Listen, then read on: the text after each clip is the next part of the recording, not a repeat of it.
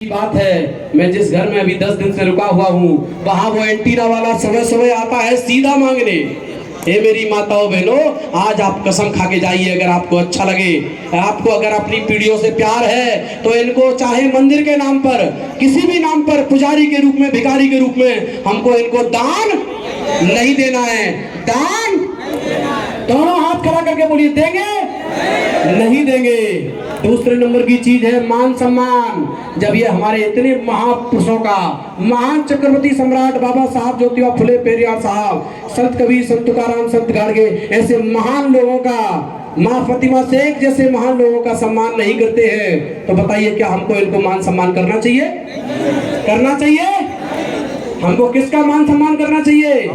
अपने माता पिता का, अपने महापुरुषों का और अपने इन बुजुर्गों का जो आप मेरे सामने बैठे हुए हैं। ऐ मेरे नौजवानों, अगर अपने जीवन में आपको कामयाबी हासिल करनी है तो इनको सम्मान देना सीखिए और इनका आशीर्वाद लेकर काम करिए।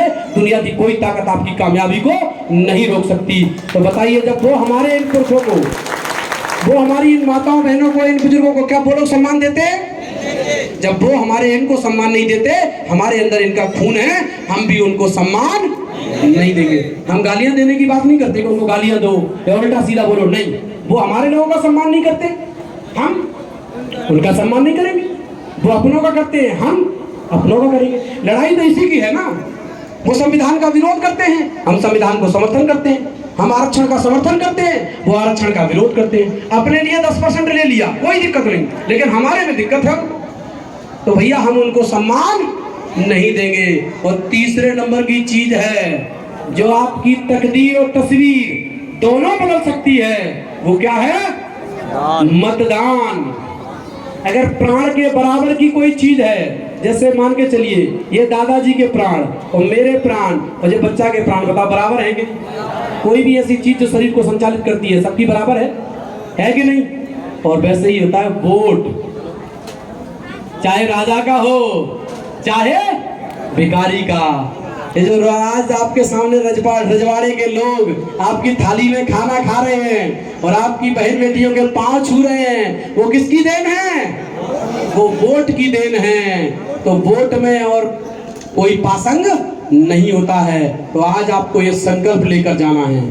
अगर आपको मेरी बात अच्छी लगे तो संकल्प लेकर जाइए कि अपने जीवन में संकल्प लेते हैं कि इन आरक्षण विरोधी मनवादियों को हम अपने जीवन में कभी भी, इन तीनों वर्णों के लोगों को वोट दोनों हाथ खड़ा करके बोलिए, क्या देंगे? जो लोग संविधान का विरोध करते हैं, हमारे आरक्षण को खत्म करना चाहते हैं, बाबा साहब के संविधान को खत्म करना चाहते हैं, क्या हम ऐसे लोगों को वोट नहीं देंगे? किसको देंगे? अपने SC ST OBC समाज के, अपने बहुजन समाज के लोगों को देंगे, इनको वोट नहीं देंगे। और जिस दिन आपने ऐसा करना शुरू कर दिया, हमारे लाखों लोगों ने अगर ऐसी कसम खा ली, तो इतना बड़ा परिवर्तन होगा कि आप सोच नहीं सकते। ग्वालियर में 13 जिला पंचायत सदस्य बनते हैं, उनमें से 12 लोग यही संकल्प लेकर गए थे, तो वो 13 सीटों में से 12 सीटें हमारे SC बहुजन समाज के, SC ST OBC के लोग जीते हैं। 13 में से 12। और मुरार ब्लॉक में चले जाइए, मुझे आश्चर्य हुआ जब मुझे चौकड़िया साहब ने बताया कि 65 पंचायतें हैं। डॉक्टर साहब अपन लोग जाते हैं, लोगों को समझाते हैं, और कुछ लोग और भी समझा रहे हैं। जब लोगों ने समझाना शुरू किया तो 65 में से 62 सीटें मेरे अपने SC ST OBC समाज के लोग जीते हैं। उन्होंने सवर्णों की राजनीति को खत्म हमेशा के लिए कर दिया है। अगर ऐसा ही संकल्प आप विधानसभा और लोकसभा में ले लो तो ये देश में किसका राज होगा? इस SC ST OBC समाज के बहुजनों का राज होगा। लेकिन मेरा समाज कोई दारू में, कोई चिप्पा में, कोई साड़ी में, कोई पायल में अपना वोट बेच देता है। ये वोट कितना कीमती है मेरी माताओं बहनों, ये बात हमको किसने समझाई है? मान्यवर कांसीराम साहब ने समझाई है। और क्या कहा मान्यवर साहब ने? मान्यवर कांसीराम साहब कहते हैं कि वोट की कीमत बहन बेटी की इज्जत के बराबर होती है। तो बताइए, अपन कभी बहन बेटी की इज्जत बेचते हैं? क्या करते हैं? पाल पोस के बड़ा करते हैं, पढ़ाते हैं, लिखाते हैं, सुरक्षा करते हैं, और जब वो बड़ी हो जाती है तो उसको योग्य व्यक्ति ढूंढते हैं, योग्य। और कौन सा देखते हैं? उनका देखते हैं कि अपना देखते हैं? अपना देखते हैं।